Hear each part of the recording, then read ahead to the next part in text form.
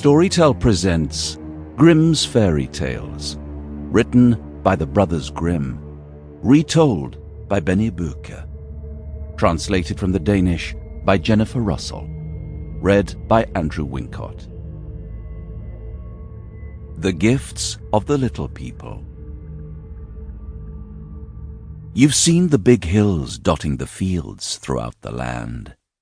These hills were there long before the earth was cultivated or turned to forest. And they were there long before we humans came along and built our houses and towns and roads and believed ourselves to be the rulers of it all.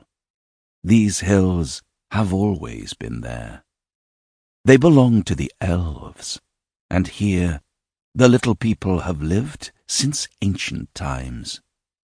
It's best to beware of them, because although they still live in our midst, elves are nothing like us.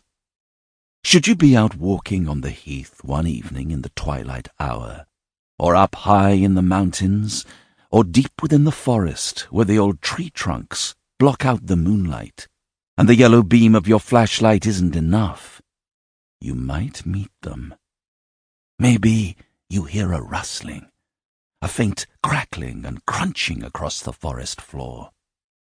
Not the sound of porcupines or foxes or owls or any other nocturnal animal that prowls around among the twigs and leaves, hunting for food in the dark, but a whole different kind of being that comes creeping forth from its shadowy hideaway when the sun surrenders to night and gives way to other forces.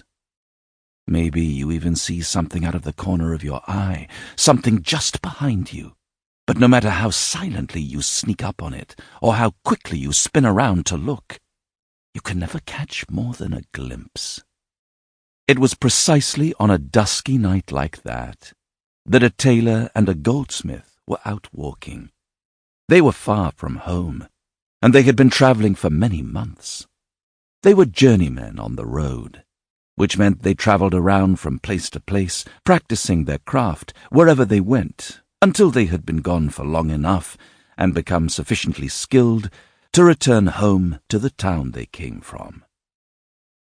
"I'm afraid we'll have to spend the night under a tree," said the tailor. Like the goldsmith, he carried a staff in his hand and a rucksack full of his tools and belongings on his back. "Not again." Sample complete. Ready to continue?